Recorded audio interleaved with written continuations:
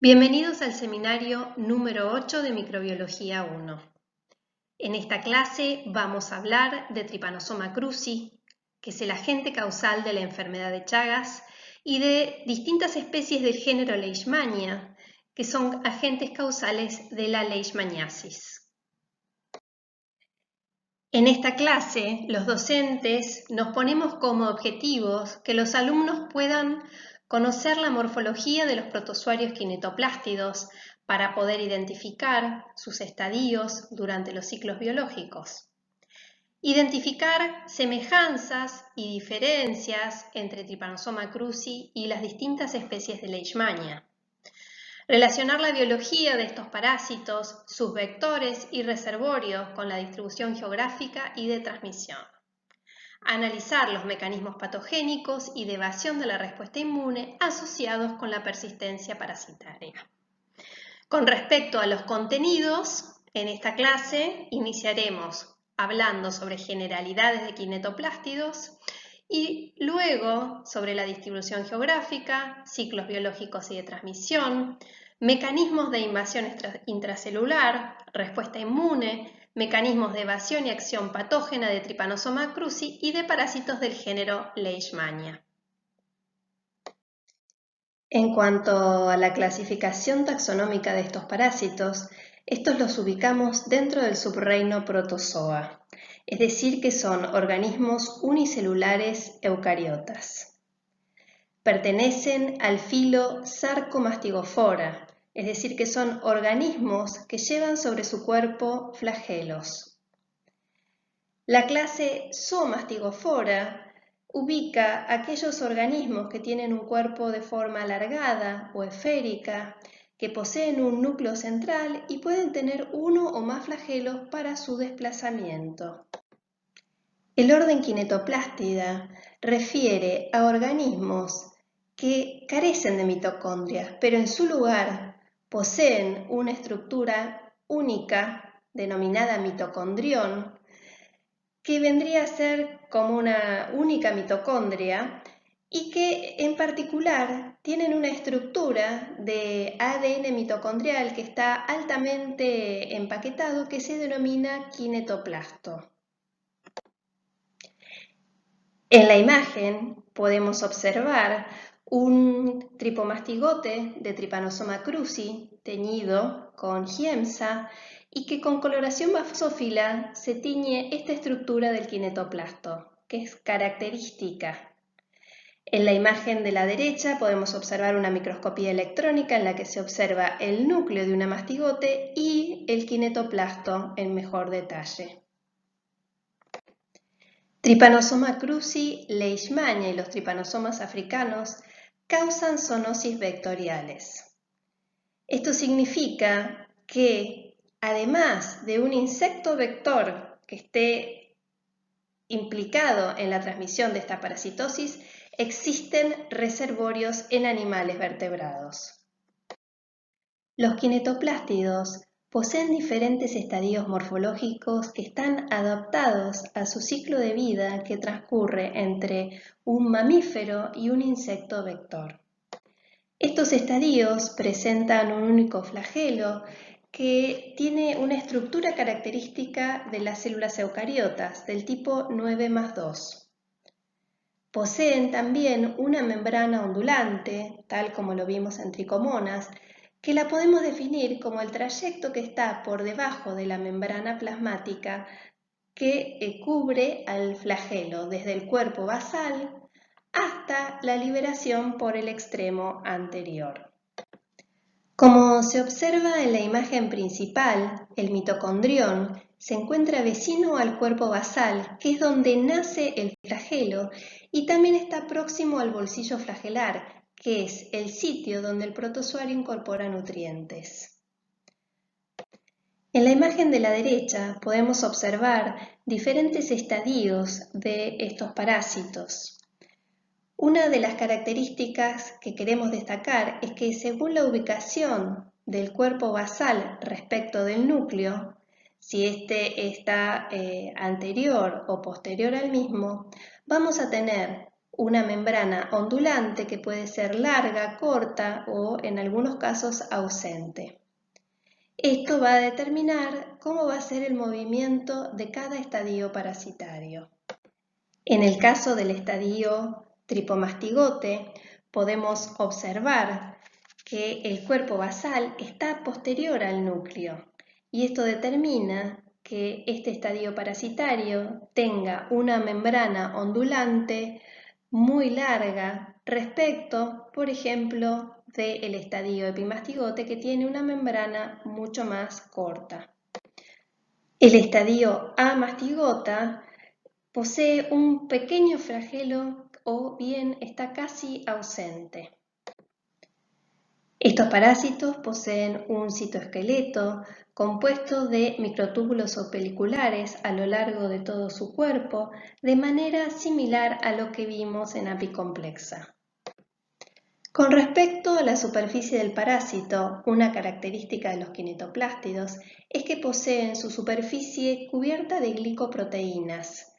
Estas les sirven para la invasión celular y para evadir la respuesta inmune.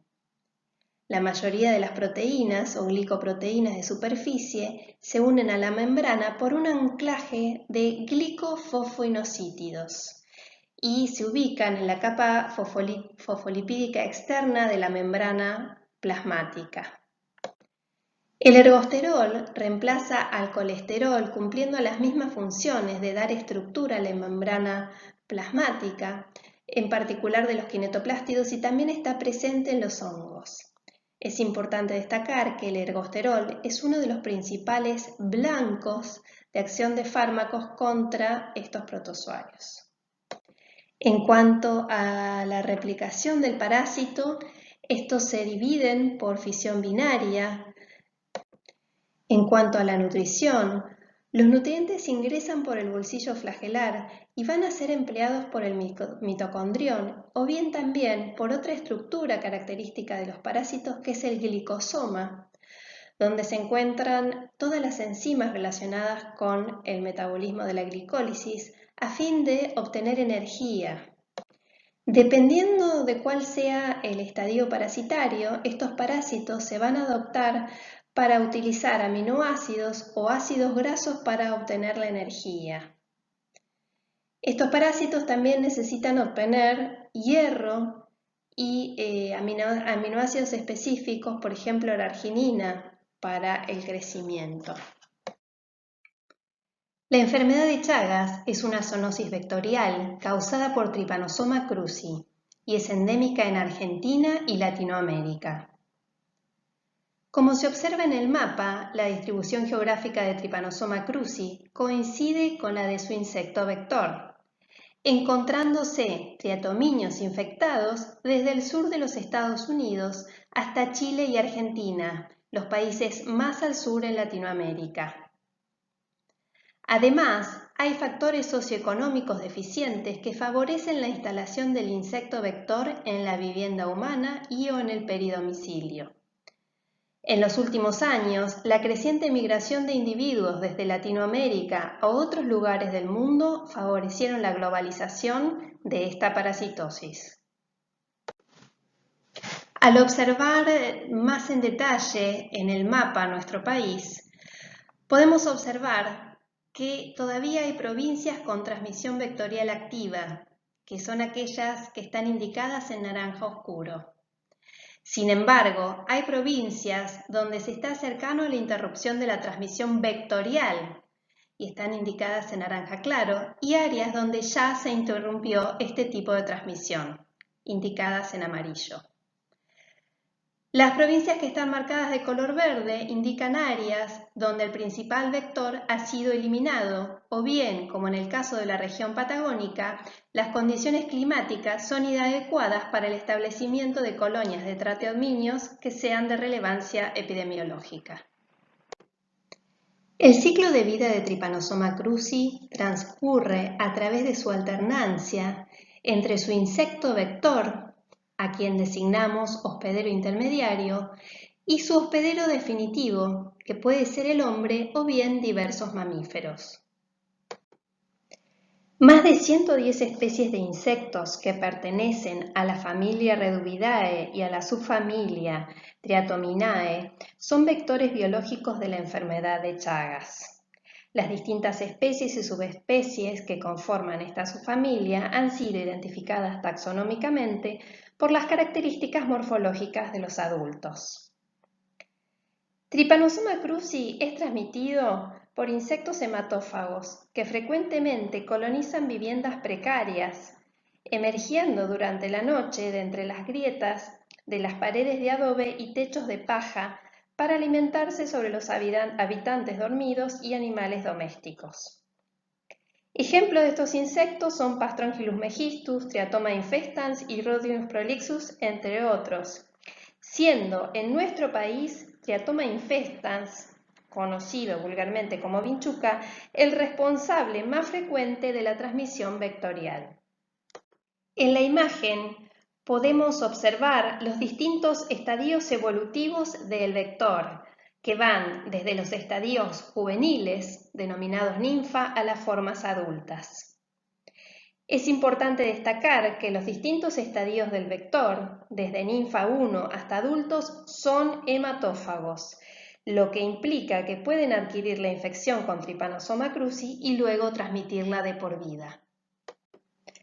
En relación a los ciclos de transmisión de Trypanosoma cruzi en los que interviene el vector, podemos definir al ciclo doméstico como aquel que perpetúa la infección entre los seres humanos y los animales domésticos, como perros y gatos, que ocurre principalmente en las viviendas rurales o en las zonas periurbanas, sobre todo en casas que tengan paredes de adobe y techos de paja. Los principales reservorios del parásito, como ya mencionamos, son los perros, los seres humanos, gatos y en algunos países los cobayos. El vector vive y se multiplica en las grietas de las paredes, agujeros del techo, debajo y detrás de los muebles y de los cuadros.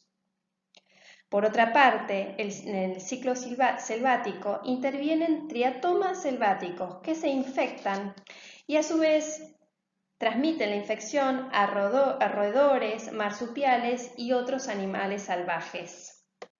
En el peridomicilio se encuentran mamíferos que entran y salen libremente de las viviendas del hombre o bien viven cerca de ellas. Estos pueden ser roedores, animales domésticos, marsupiales, gatos, perros, cabras. Y triatomas selváticos que van a ser atraídos a la casa por el alimento. La importancia del peridomicilio radica en que constituye el nexo entre los ciclos domésticos y selváticos. Voy a iniciar la descripción del ciclo de vida de Trypanosoma cruzi, ubicándome inicialmente en el insecto vector. El vector hematófago ingiere tripomastigotes circulantes mientras se alimenta de la sangre de un hospedador que ya está infectado. En el aparato digestivo del insecto, estos tripomastigotes sanguíneos se van a diferenciar al estadio epimastigote, que es un estadio replicativo pero no infectivo. Allí se van a multiplicar, se van a dividir por fisión binaria y luego se van a diferenciar a tripomastigotes metacíclicos. Este proceso es conocido como metaciclogénesis. La transformación de los epimastigotes a tripomastigotes metacíclicos ocurre naturalmente en el tracto digestivo del insecto vector y es un paso esencial en la perpetuación del parásito en la naturaleza. Los tripomastigotes metacíclicos son el estadio infectivo que van a ser eliminados en las heces del insecto vector durante un nuevo episodio alimentario y van a ser capaces de penetrar por una solución de continuidad de la piel o bien a través de las mucosas a los tejidos del hospedador. Luego del ingreso del parásito al torrente sanguíneo, este se va a diseminar y el parásito va a poder ingresar a diferentes tipos de células nucleadas. Dentro de estas células, los parásitos ¿sí? Los tripamastigotes, se van a diferenciar al estadio amastigote, que es el estadio de activa división en el mamífero. Posteriormente se van a transformar nuevamente a tripomastigotes circulantes, los cuales van a ser liberados al torrente sanguíneo para infectar nuevas células o ser ingeridos por el nuevo vector. Se han descrito varias vías de transmisión para adquirir la infección con Trypanosoma cruzi. En la vía vectorial, de relevancia en áreas endémicas por la presencia de insectos hematófagos de la familia Triatominae, el elemento infectivo es el tripamastigote metacíclico, presente en las heces del insecto vector que contaminan la piel indemne del hospedero mamífero como acto reflejo de su alimentación. La vía congénita puede ocurrir a partir de cualquier madre infectada con Trypanosoma cruzi, tanto en etapa aguda como crónica, debido a la persistencia parasitaria, aunque ésta no pueda ser detectable por métodos directos convencionales, pero sí es suficiente para poder llegar a la placenta. En este caso, el elemento infectivo es el tripomastigote circulante. Si bien la probabilidad de transmisión congénita es baja, de un 4 a 10% aproximadamente, esta está presente en todas las gestaciones.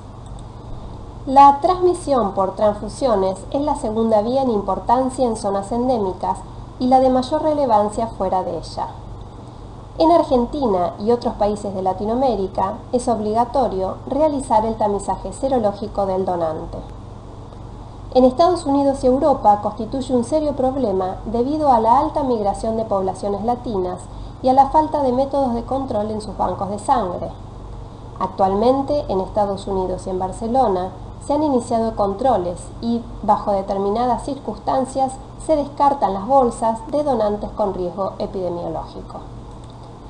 La transmisión por trasplante de órganos sólidos se previene evitando aquellos dadores con serología positiva para Trypanosoma cruzi, pero es sabido que esto en la práctica es difícil y la conducta puede variar dependiendo de las distintas situaciones clínicas que se presenten. Lo importante es conocer el estado serológico del dador a fin de evitar una primoinfección por el trasplante y del receptor para evitar o controlar una posible reactivación de amastigotes presentes en el tejido. La vía oral es considerada actualmente por la Organización Mundial de la Salud una enfermedad transmitida por alimentos. Se han presentado casos en Brasil, Venezuela y Colombia por ingesta de bebidas, principalmente jugos de fabricación casera o caña de azúcar exprimida, donde hubo contaminación accidental con deyecciones de vinchucas o directamente con estadios ninfales que contienen tripomastigotes metacíclicos. Se postula que los jugos pueden actuar como caldo de cultivo y que son cepas parasitarias de particular virulencia que toleran el pH gástrico y poseen la capacidad de infectar la mucosa gástrica. La infección aguda que se produce presenta una alta mortalidad en relación a las otras vías. Los accidentes de laboratorio solo ocurren entre el personal de salud o durante tareas de investigación en los laboratorios, donde el personal puede estar expuesto, por lo que se deben tener siempre recaudos en la manipulación del material biológico. Por último, compartir jeringas también es una posible vía para la adquisición de la infección por el contacto de sangre entre distintos individuos. La infección por Trypanosoma cruzi evoluciona en dos fases, aguda y crónica.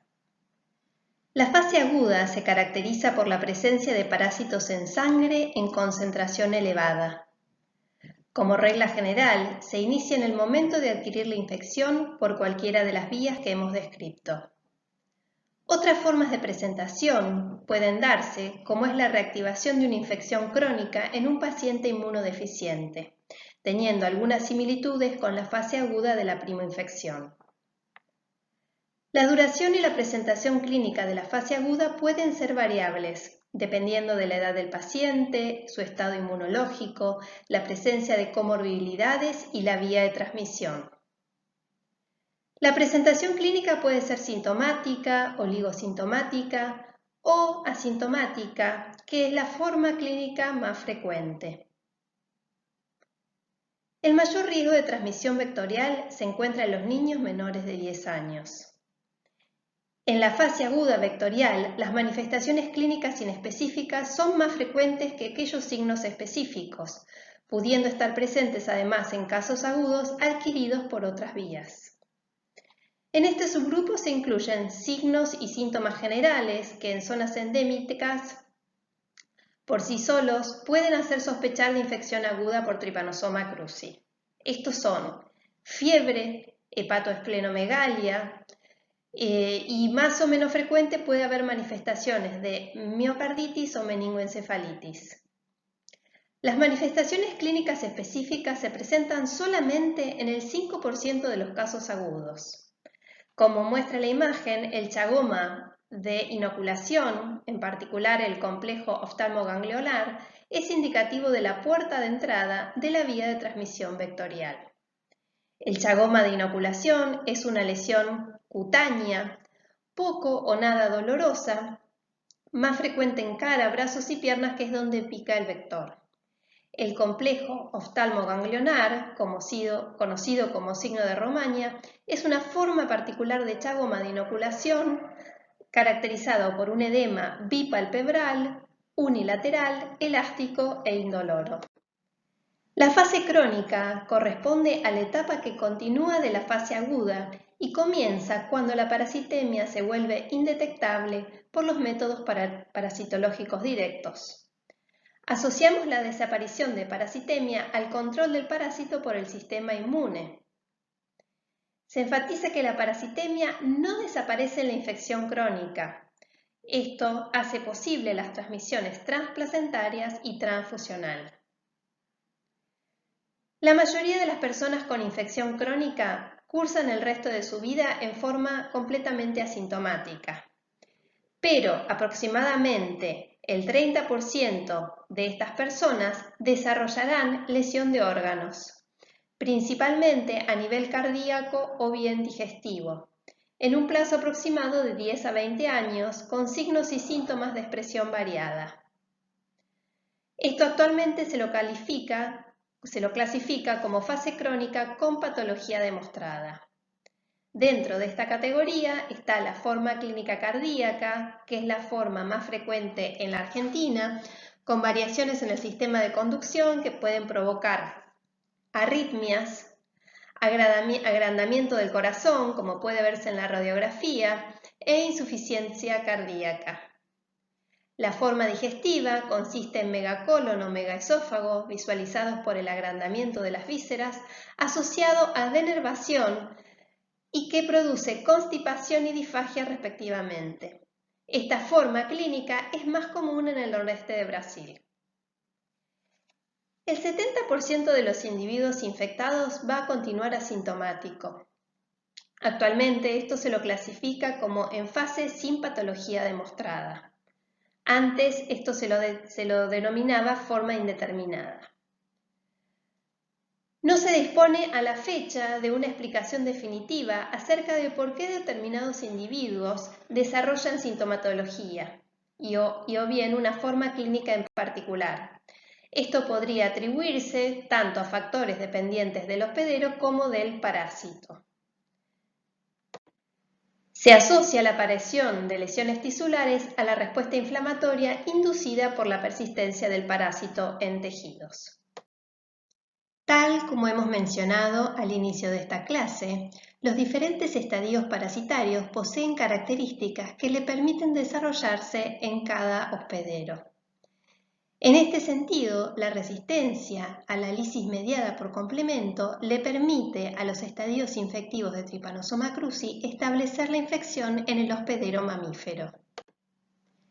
La resistencia a la lisis mediada por el complemento le sirve a los tripomastigotes metacíclicos para sobrevivir al inicio de la infección, es decir, cuando ingresa por la lesión cutánea, y también le permite al tripomastigote sanguíneo en una infección temprana para poder diseminarse por la circulación y llegar a invadir diferentes tejidos. Los amastigotes, en fase aguda, aparentemente, podrían estar por un corto tiempo de forma extracelular en la circulación. La resistencia al complemento no solamente bloquea la lisis, sino que impide la opsonización del parásito y que éste sea fagocitado y destruido. Posteriormente, cuando comienza a desarrollarse una respuesta inmune específica, se inducen anticuerpos específicos que podrían lisar a los parásitos por la vía clásica del complemento. La susceptibilidad a la lisis mediada por complemento varía según la cepa del parásito. Trypanosoma cruzi tiene varias moléculas que lo ayudan a evadir al sistema del complemento y por lo general la mayoría de estas moléculas tienen como blanco la conversión de C3 a C3b, que es un paso crítico en la activación del complemento. El único estadio de Trypanosoma cruzi que es susceptible a la lisis por complemento es el lepimastigote, por eso no es infectivo. Se dice que las aves son refractarias a la infección ya que poseen un sistema de complemento que tiene la capacidad de destruir a los tripomastigotes metacíclicos. En esta diapositiva vamos a describir la secuencia del proceso de invasión de Trypanosoma cruzi hacia la célula huésped. Lo primero que tiene que hacer el parásito antes de llegar a su célula blanco es atravesar la barrera de la matriz extracelular. Para ello, el parásito posee en su superficie diferentes moléculas que le van a permitir unirse a fibronectina o laminina de la matriz extracelular, abriéndose camino para poder comenzar a atravesar esta matriz.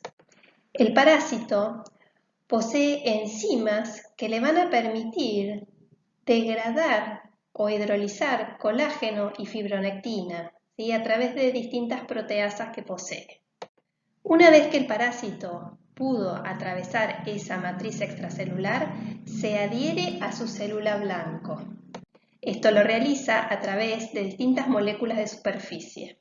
Hay muchas glicoproteínas que son abundantes en la superficie de Trypanosoma cruzi y están ancladas a la membrana parasitaria a través de glicofosfoinosítidos y contienen una gran variedad de oligosacáridos.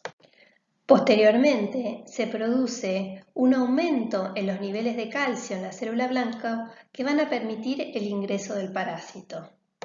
Trypanosoma cruzi tiene diversas moléculas de adhesión y estrategias de invasión que aumentan la capacidad de persistencia. También hay diversidad en los distintos estadios y en los genotipos de Trypanosoma cruzi. La movilización de calcio desde el retículo endoplasmático de la célula huésped por los factores que secreta Trypanosoma cruzi promueven la invasión. Se han descrito 3 mecanismos que posee Trypanosoma cruzi para ingresar a la célula huésped. Estos difieren según se trate de células fagocíticas o no fagocíticas y del estadio parasitario implicado. Uno de los mecanismos de invasión de células no fagocíticas es aquel que se produce con el reclutamiento de lisosomas, iniciado en respuesta a la señal de calcio que se produjo por la interacción del parásito con la célula huésped que hemos descrito en la diapositiva anterior.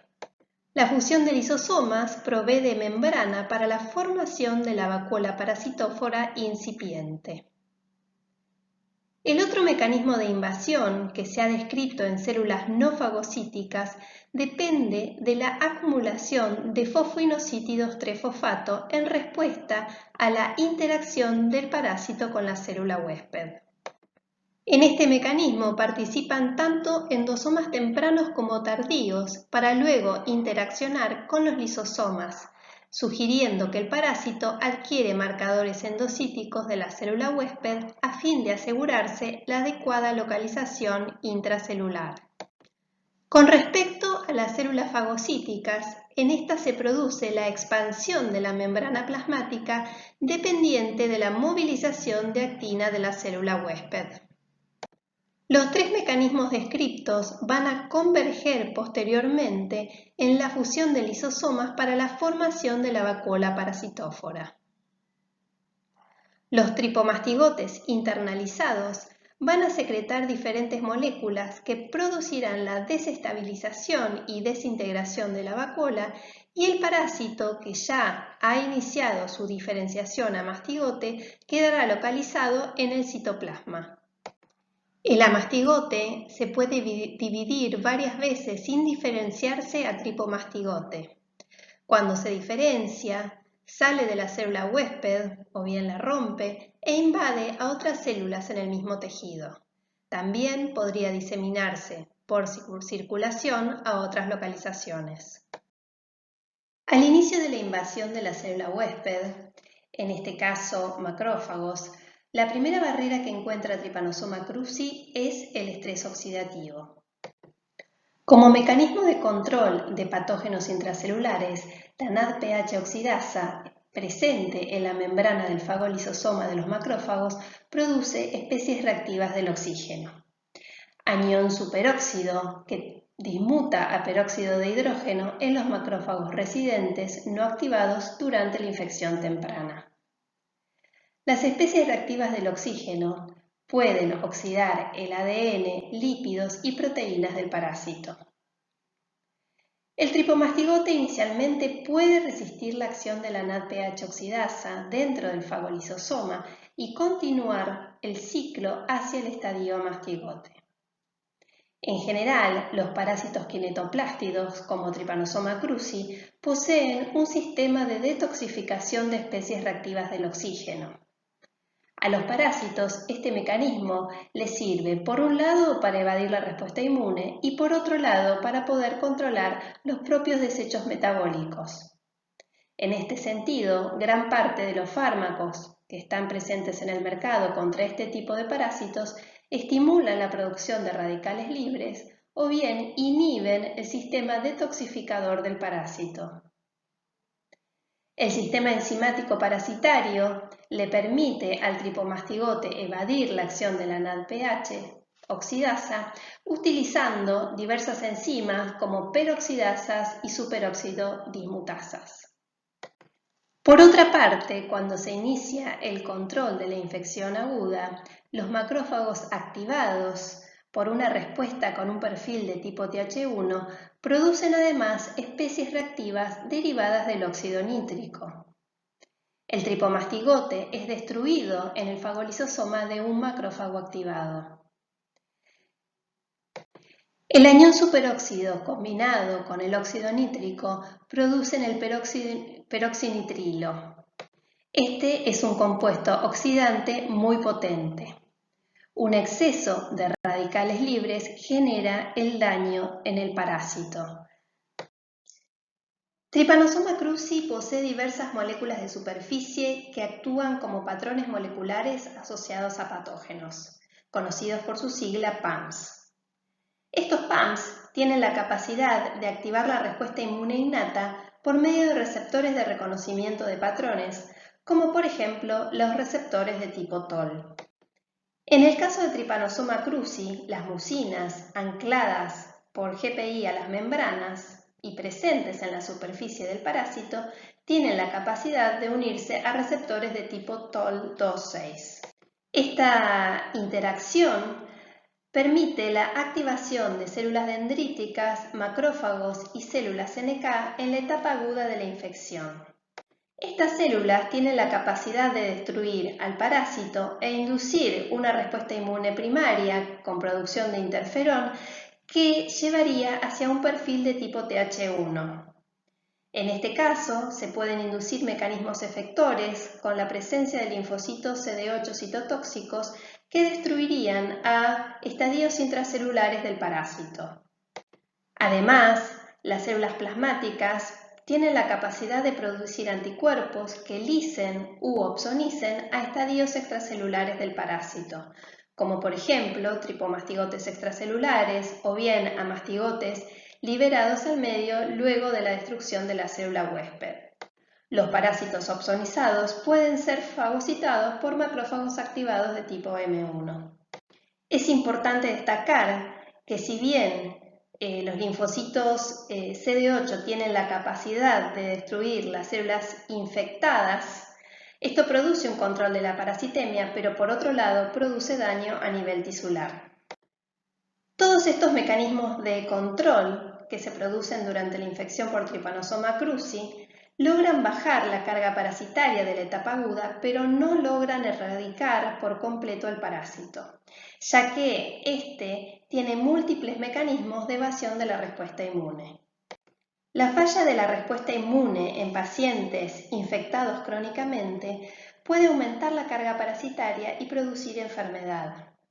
Como se ha mencionado previamente, la reactivación secundaria, por ejemplo, en una situación de trasplante o bien otras situaciones de inmunosupresión, como puede ser el SIDA, tratamientos oncológicos o enfermedades reumatológicas.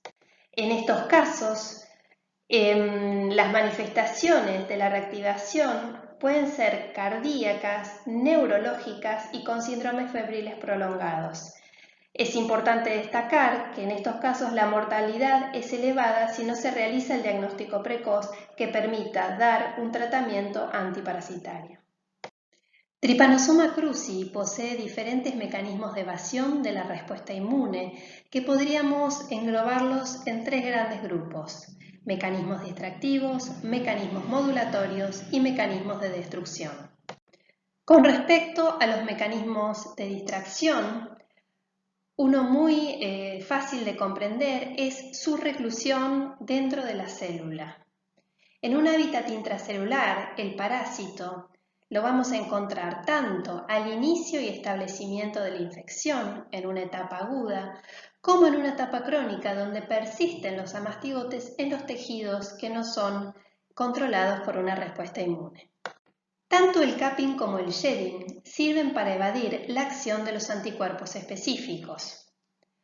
La definición de capping está relacionada con la exocitosis o endocitosis de complejos antígeno-anticuerpo. Esto está basado en el concepto de que la membrana plasmática es un mosaico fluido y cuando se unen anticuerpos a la superficie del tripomastigote, este puede reacomodar esta membrana para que los complejos antígenos-anticuerpo queden concentrados en un cap o casquete que posteriormente va a ser internalizado o liberado al medio ambiente. Respecto del shedding como mecanismo de evasión, el tripomastigote secreta antígenos o moléculas que son inmunodominantes para que los anticuerpos puedan reconocerlas y unirse en el plasma, fuera de él, ¿sí? Y no en su membrana plasmática, que podría provocar la fijación del complemento y su posterior lisis. Trypanosoma cruzi posee antígenos que podrían actuar como mitógenos específicos y activar de manera policlonal las células B, induciendo anticuerpos inespecíficos y también la activación de células T con una actividad también inespecífica. De esta forma no habría posibilidades de controlar el parásito. Esta activación policlonal posteriormente se asocia a la inducción de inmunosupresión por agotamiento clonal. En relación a la modulación de las células dendríticas, esta estaría asociada a una disminución de la respuesta inmune con la disminución en la producción de la interleuquina 12, TNF-alfa, e induciendo la disminución de la activación de células T y la producción de interferón gamma. Esto está asociado tanto a la infección parasitaria como a la secreción de antígenos solubles. Además, se ha asociado que la inducción de interleuquina 10 estaría relacionada con la supresión de la activación macrofágica, lo que permite la persistencia parasitaria. Durante la fase aguda de la infección murina por Trypanosoma cruzi, se observa comúnmente una atrofia tímica intensa causada principalmente por el agotamiento de los timocitos inmaduros doble positivos. Este fenómeno involucra no solo la muerte de los timocitos, sino también sus respuestas anormales en la proliferación y migración. La fisiopatogenia de la miocardiopatía chagásica crónica es multifactorial. La hipótesis actual de la patogenia en la enfermedad de Chagas es que la persistencia del parásito en los tejidos se asocia con la inducción de inflamación y consecuentemente de lesiones, mecanismo principal del daño. En este sentido, la lisis de miocardiocitos infectados con amastigotes es consecuencia del ciclo biológico. La respuesta inflamatoria, donde se producen radicales libres, producen daño en los tejidos. Además, hay producción de mediadores que alteran la coagulación, provocando isquemia y daño adicional. Se observan además fenómenos autoinmunes en el proceso infeccioso que también podrían contribuir al daño. Aparentemente, esta contribución colateral también es debida por la persistencia parasitaria. El tejido miocárdico dañado no se regenera y se produce fibrosis como consecuencia de la cicatrización. Esto hace que la contractilidad del corazón no sea la adecuada para compensar su actividad, alargándose las fibras miocárdicas que quedaron y produciendo un agrandamiento de la víscera con insuficiencia cardíaca. El daño denervatorio es común y se asocia con alteraciones en la conducción, incluyendo arritmias. La leishmaniasis, al igual que la enfermedad de Chagas, es una zoonosis vectorial endémica en Argentina.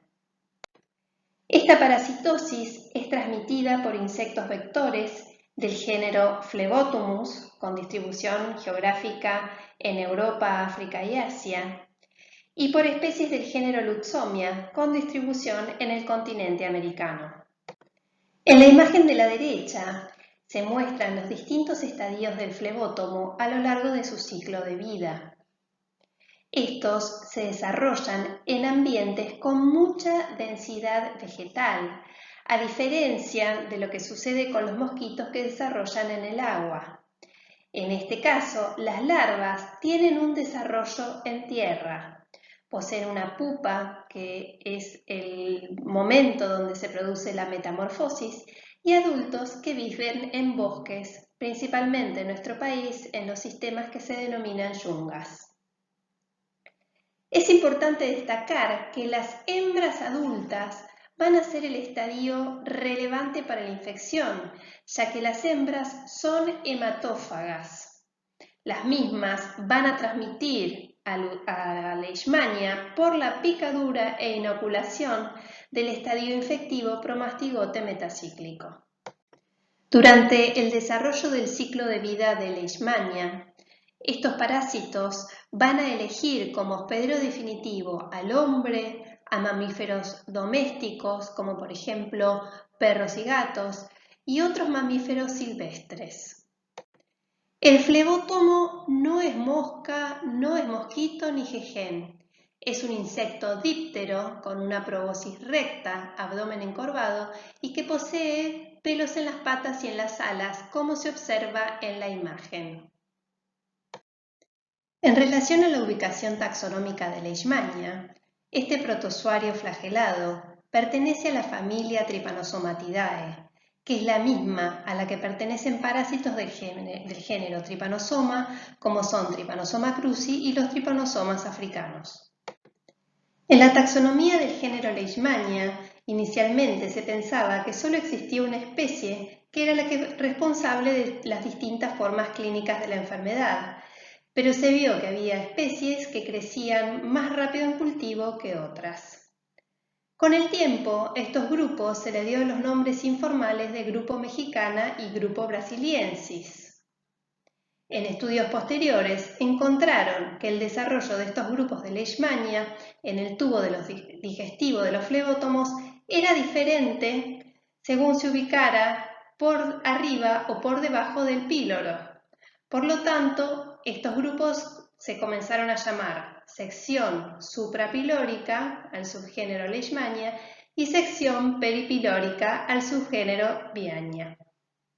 A finales de los años 80 se hizo una clasificación formal de las diferentes taxonomías y se asignaron los dos subgéneros de Leishmania, el subgénero Leishmania y el subgénero Viagna. Como puede observarse, existen numerosas especies de Leishmania que afectan al hombre y pueden manifestarse en dos principales formas clínicas, la leishmaniasis tegumentaria y la leishmaniasis visceral. Y a su vez, estas especies tienen una distribución diferencial tanto en el Nuevo como en el Viejo Mundo. A la fecha, se continúa trabajando en la clasificación taxonómica de especies en las que se utilizan diversos marcadores moleculares. A la fecha, hay distribuidas a nivel global entre 20 a 21 especies diferentes que son patógenas para el humano. Hemos mencionado previamente que existen al menos entre 20 a 21 especies de Leishmania que son patógenas para el hombre. Estas especies pueden tener dos principales formas clínicas de presentación, la forma tegumentaria y la forma visceral. La leishmaniasis tegumentaria es una patología endémica en el noroeste de nuestro país que comprende dos formas clínicas principales, las formas cutáneas y la forma mucocutánea. En la leishmaniasis cutánea localizada, se caracteriza por la presencia de úlceras que se inician como pápulas en el sitio de entrada del parásito. Posteriormente, hay una reacción inflamatoria en la que puede haber hiperplasia de epitelios y necrosis de la dermis que van a provocar la úlcera. En la forma cutánea difusa, de evolución crónica y asociada a deficiencias en la humanidad, se observan nódulos distribuidos en la dermis que no se ulceran. Respecto de la forma mucocutánea, esta se inicia como una forma cutánea y según sea la especie de Leishmania y además la falta de tratamiento, puede producirse en el tiempo una metástasis de macrófagos infectados a otras localizaciones, fundamentalmente a cartílagos como son las orejas y la nariz. La forma más grave de la leishmaniasis es la presentación visceral, ya que hay compromiso del vaso, hígado, médula ósea y ganglios linfáticos. En este mapa se muestra la situación de endemicidad de la leishmaniasis en el mundo. En color verde se muestran las regiones de transmisión de las formas cutáneas, en rojo la de las viscerales y en marrón áreas de superposición donde se puede transmitir o bien las formas cutáneas o las viscerales. Es importante observar que en el noroeste y noreste de nuestro país hay transmisión de leishmaniasis cutánea y de leishmaniosis visceral. ¿Cómo es la situación epidemiológica de la leishmaniasis en Argentina? En relación a la leishmaniasis cutánea, los agentes causales de esta forma de presentación clínica son Leishmania brasiliensis, Leishmania amazonensis, Leishmania guyanensis y Leishmania panamensis. Los vectores que transmiten estas especies de Leishmania son Lutzomia neibai y Lutzomia whitmani. En cuanto a los reservorios, que se encuentran principalmente en ciclos silvestres y predomésticos, se destacan roedores, comadrejas y algunos mamíferos silvestres. Por otra parte, en cuanto a la leishmaniosis visceral, el agente etiológico es Leishmania infantum o bien Leishmania chagassi, es su sinónimo. Los vectores que transmiten esta especie es Lutzomia longipalpis y es importante destacar que en este caso el reservorio más relevante para la infección es el perro doméstico urbano. Los casos de transmisión de esta parasitosis en nuestro país se dieron a partir del año 2006 en la ciudad de Posadas y principalmente fue una transmisión epidémica y de tipo urbana. ¿Cómo es el ciclo de vida de Leishmania? El ciclo se inicia cuando el insecto vector infectado se alimenta sobre un individuo. Al alimentarse, este inocula promastigotes metacíclicos. Los promatigotes metacíclicos van a ser fagocitados, fundamentalmente por células del sistema fagocítico mononuclear.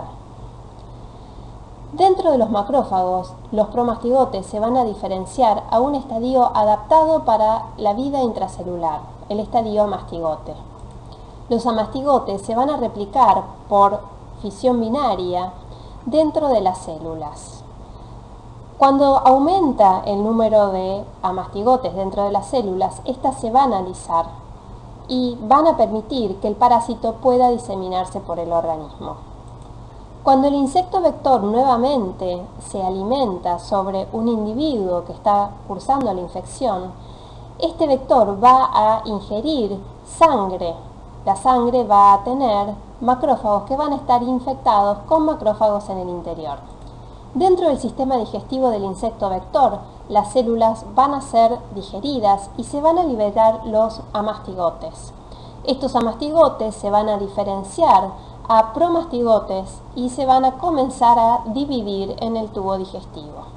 Para concluir el ciclo de vida, los promastigotes se van a diferenciar luego al estadio promastigote metacíclico, que es el infectivo para el humano.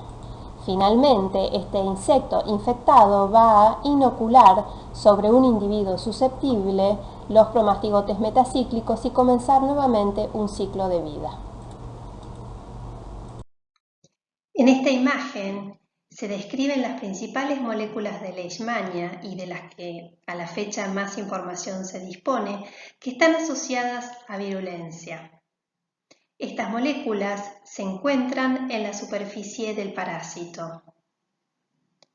Lipofosfoglicano es una de las moléculas más complejas de los kinetoplástidos, compuesta de azúcares, lípidos y grupo fosfato. El LPG es la principal macromolécula de la superficie de Leishmania. Estas moléculas tienen un ancla de glicofosfoinosítidos altamente conservado y una columna vertebral larga de fosfoglicano que se puede elaborar con cadenas laterales de glicano. Estas pueden ser específicas de especie y de estadio parasitario.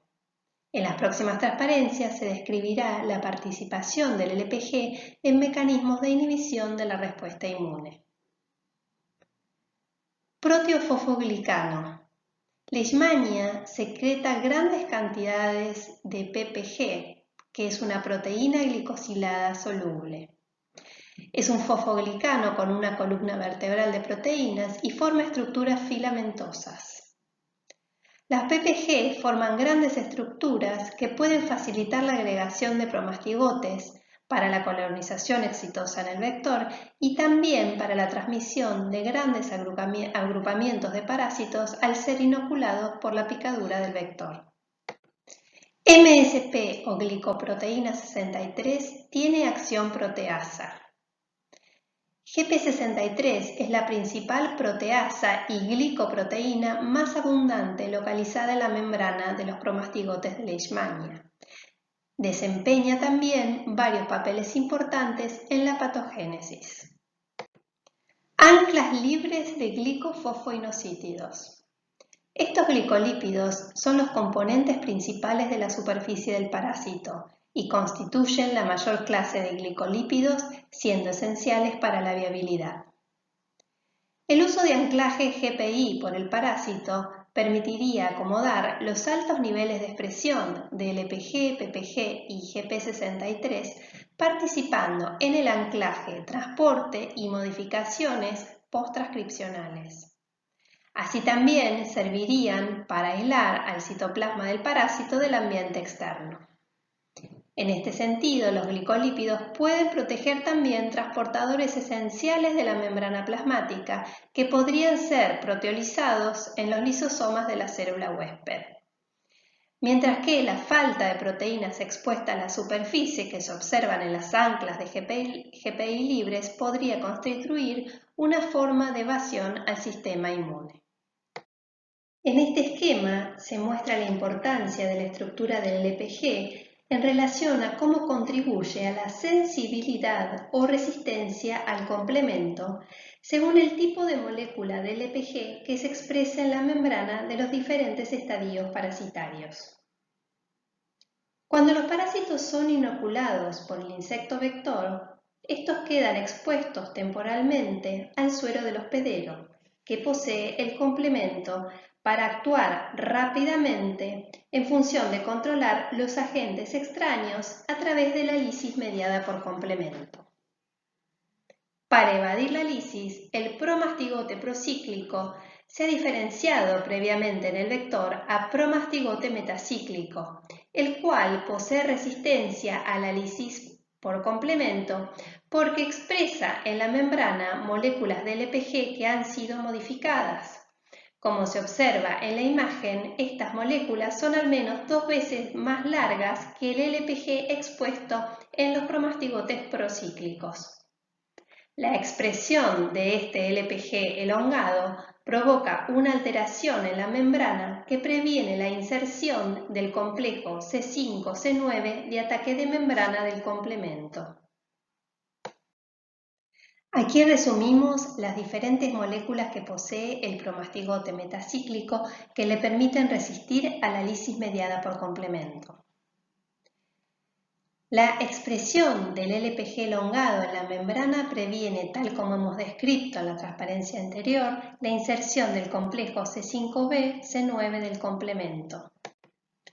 El aumento en la síntesis de GP63 con actividad proteasa le permite clivar a C3 a su forma inactiva, inhibiendo la lisis por complemento. Pero, por otro lado, el parásito puede reutilizar esta molécula para ingresar de manera silenciosa a los macrófagos a través de los receptores CR1 y CR3. Las proteínquinasas parasitarias, que son secretadas, fosforilan las moléculas del complemento C3, C5 y C9 y de esta manera bloquean su actividad, inhibiendo así tanto las vías clásicas como alternativas del complemento. La secreción de proteofosfoglicano puede reducir los niveles de componentes del complemento lítico a través de la activación no productiva de la vía de complemento y también contribuir en mecanismos de modulación sobre la síntesis de citoquinas por el macrófago. El promastigote ingresa al macrófago por fagocitosis a través de mecanismos de entrada silenciosos. Leishmania establece mecanismos de entrada al macrófago silenciosos, es decir, que trata de pasar desapercibida para evitar la activación del macrófago y su consecuente estallido respiratorio. La producción de intermediarios reactivos del oxígeno es fundamental para el control del parásito, a los que Leishmania es sensible. Los mecanismos de ingreso silencioso son los siguientes. 1. A través de receptores CR3 y CR1. Como se mencionó anteriormente, la proteasa GP63 de Leishmania cliva al componente de complemento C3b a su forma inactiva, C3bi, la cual opsoniza la membrana del parásito y es reconocida por los receptores CR1 y CR3. Es sabido que esta vía por la que se produce la fagocitosis produce una baja activación de la NADPH oxidasa, que es la enzima que genera especies reactivas del oxígeno. 2. Vía receptores de manosa. En este caso, se produce una fagocitosis no opsónica a través de los receptores de manosa. En esta vía no hay asociación con la activación de la NADPH oxidasa. 3. A través de galectina 3. Se produce el cross-linking de la galectina 3 con el lipofosfoglicano parasitario. Esta interacción resulta en el clivaje del dominio N-terminal de la galectina 3, imposibilitando el desarrollo de eventos involucrados en la respuesta inmune innata. 4. Polimorfos apoptóticos. Este mecanismo de entrada se denomina como caballo de Troya. Los polimorfos nucleares son las primeras células en encontrarse con los parásitos en la piel. Los macrófagos pueden fagocitar a los polimorfos nucleares que están infectados y apoptóticos facilitando de esta manera el ingreso del parásito al macrófago. Inhibición de la respuesta innata en macrófagos por el lipofosfoglicano de promastigotes de Leishmania. En esta diapositiva se describen dos mecanismos por medio de los cuales el LPG inhibe la respuesta inmune. En el esquema de la izquierda se detalla la inhibición del metabolismo del oxígeno y señales intracelulares. La principal fuente de intermediarios reactivos del oxígeno es la NADPH oxidasa, una enzima multimérica con subunidades de membrana que son traslocadas tras la estimulación o fagocitosis del parásito. La activación de esta enzima se produce tras una cascada de fosforilaciones iniciada por la proteína quinasa C. El LPG, que se encuentra sobreexpresado en promastigotes metacíclicos, puede ser transferido a la membrana del macrófago y actuar como un inhibidor competitivo del diacilglicerol, que es activador de la PKC. El LPG, de esta manera, puede provocar una alteración en la membrana del macrófago, inhibiendo la translocación de la proteína quinasa C a la membrana, es decir, inhibiendo su activación y, por lo tanto, se bloquea la formación de especies reactivas del oxígeno. A la derecha se describe el retraso en la maduración del fagolisosoma. El lipofosfoglicano puede alterar la membrana del fagosoma, retrasando la fusión del mismo con los lisosomas. Esto le va a dar suficiente tiempo al promastigote para poder diferenciarse al estadio amastigote. Este estadio está adaptado para resistir a las hidrolasas y el pH ácido, que son las condiciones ambientales del fagolisosoma. Es por este motivo que en los amastigotes hay una baja expresión de LPG, menor cantidad de moléculas y de una estructura diferente a la del promastigote. Sobreviviendo dentro del fagolisosoma. El estadio amastigote, a diferencia del promastigote, se lo define como un estadio resistente porque tiene adaptada su biología para sobrevivir dentro del fagolisosoma, donde se encuentra con las enzimas lisosomales y un ambiente de pH ácido. Posee además la capacidad de detoxificarse de metabolitos reactivos. No alcaliniza el fagolisosoma, a diferencia de algunos patógenos bacterianos. Puede vivir en un ambiente ácido. Leishmaniasis cutánea, respuesta inmune. La respuesta Th1 es la responsable del control de Leishmania, fundamentalmente mediante macrófagos activados que destruyen a los amastigotes intracelulares. El trauma ocasionado por la picadura del vector induce en el hospedero una respuesta inflamatoria que involucra la migración de diferentes células, principalmente macrófagos y neutrófilos, hacia el sitio del trauma con el fin de reorganizar el tejido dañado e iniciar el proceso de cicatrización. En el sitio de la infección, los macrófagos que permanecen infectados son los responsables de inducir la respuesta inmune específica, puesto que presentan los antígenos parasitarios a los linfocitos T y células dendríticas.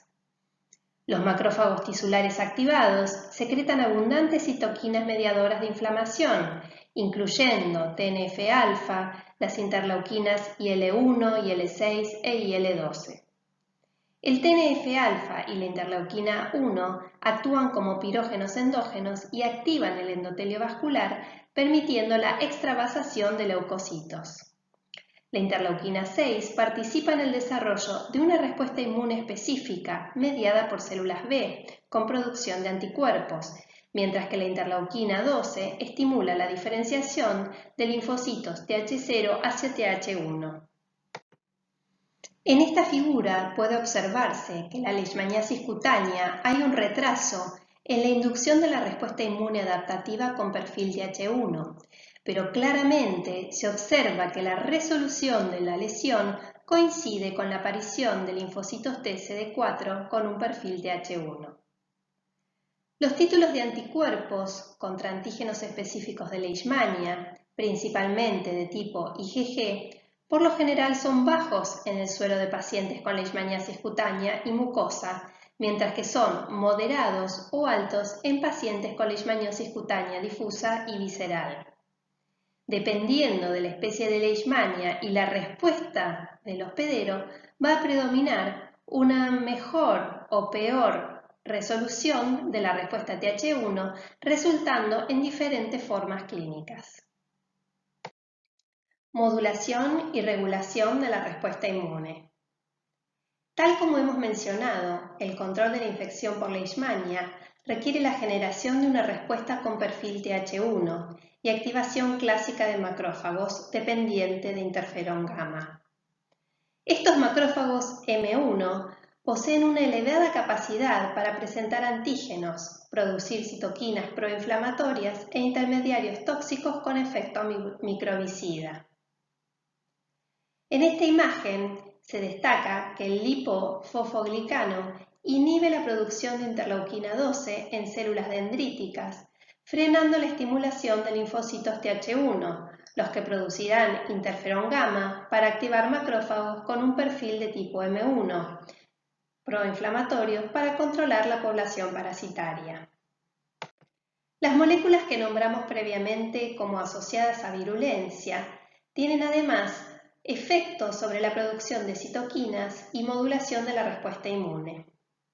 En este sentido, la estimulación en la producción de interleuquina 10 por GPI y PPG soluble, junto a la inhibición de la producción de TNF-alfa, interleuquina 1 e interleuquina 12 que promueven la generación de una respuesta tipo Th1 para el control de la infección, son estrategias que le permiten al parásito evadir la respuesta inmune para favorecer su establecimiento y la persistencia de la infección.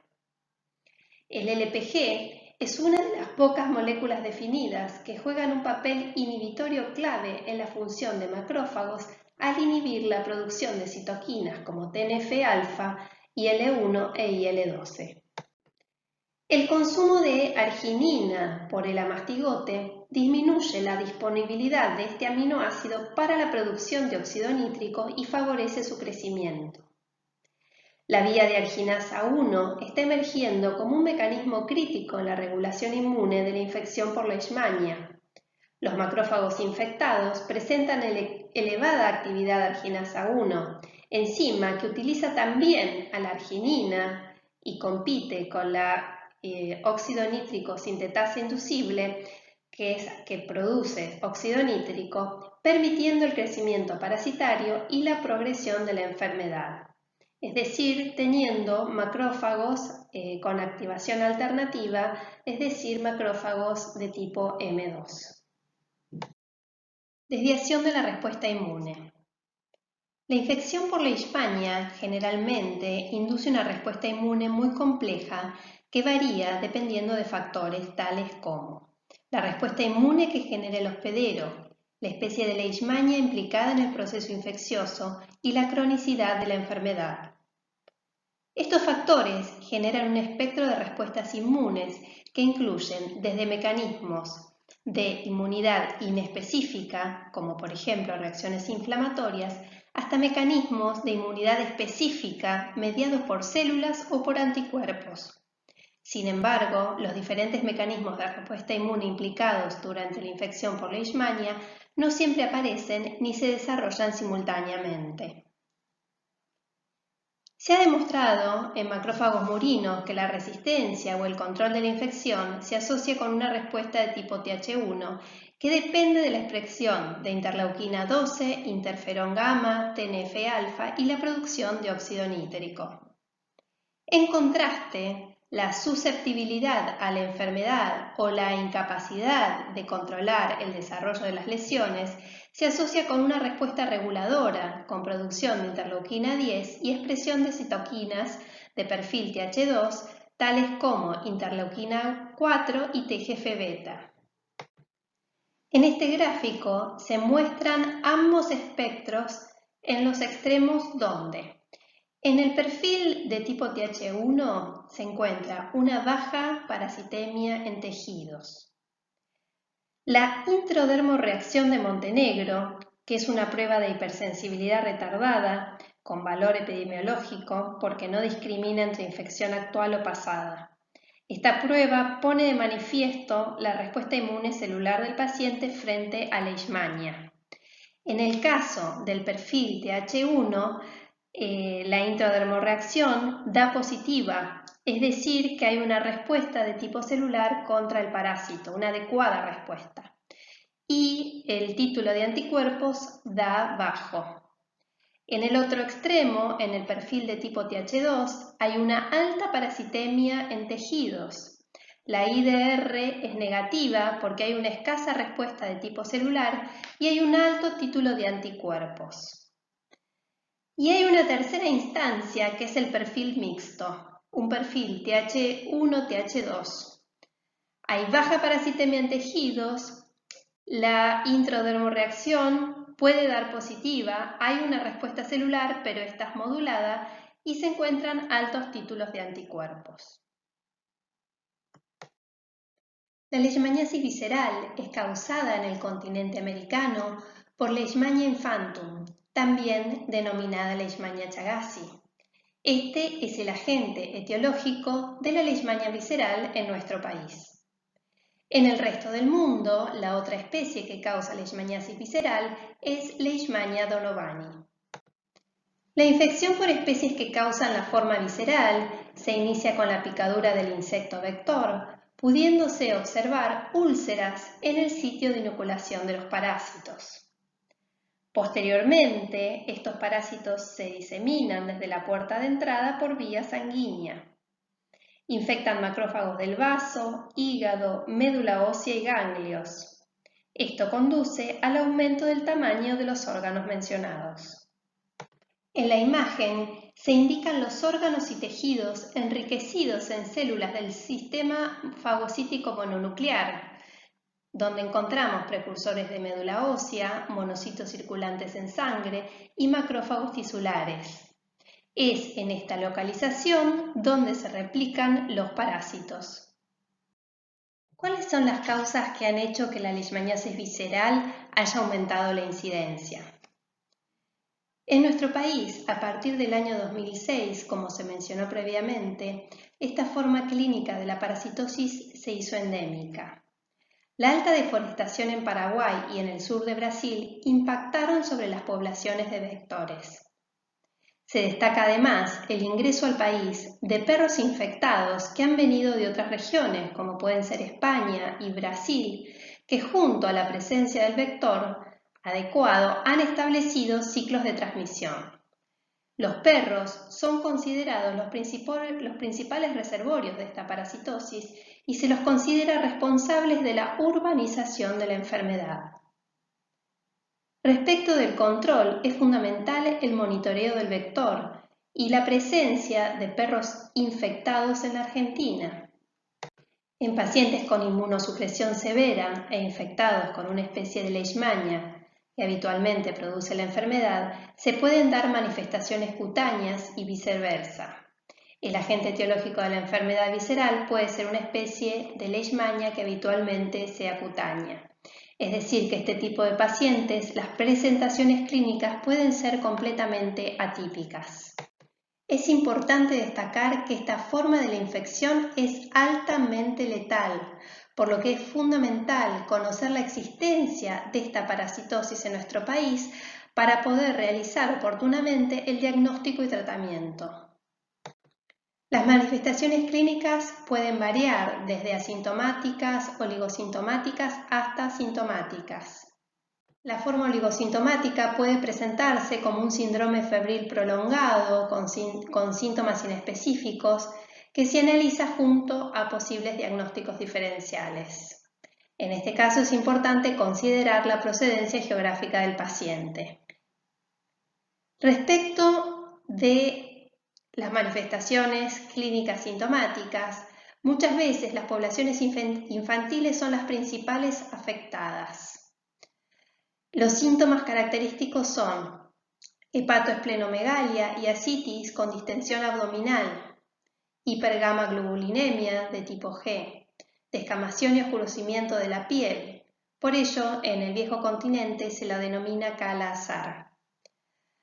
La depresión de las series blanca y roja está relacionada con la infección de los macrófagos de la médula ósea. En muchísimos casos se desarrolla anemia, hay plaquetopenia y prolongación del tiempo de coagulación, ya que se suma la deficiencia en la síntesis de proteínas de la coagulación. El desarrollo de hemorragias es causa de muerte frecuente. Si bien hay una respuesta importante de anticuerpos, estos carecen un rol protector. La enfermedad está asociada a una respuesta inmune de tipo Th2 reguladora con aumento de interleuquina 10. Cuando en una infección por leishmania visceral se trata al paciente, se logra bajar la carga parasitaria, lo que permite que la respuesta inmune pueda volver a funcionar, lo que es un buen pronóstico para la evolución de la enfermedad. Al concluir esta clase, hemos analizado los siguientes conceptos relevantes. Trypanosoma cruzi y leishmania son zoonosis que se transmiten por vectores y tienen reservorios animales vertebrados. Estos parásitos también tienen mecanismos de transmisión que no son vectoriales. La respuesta inmune de perfil Th1 es la que interviene en el control de la infección por ambos parásitos, pero sin eliminarlos completamente. La evasión de la respuesta inmune permite la persistencia parasitaria, resultando en infecciones crónicas. Esta persistencia favorece la transmisión al insecto vector y se relaciona con el desarrollo de la patología. La clase ha concluido, agradecemos su atención.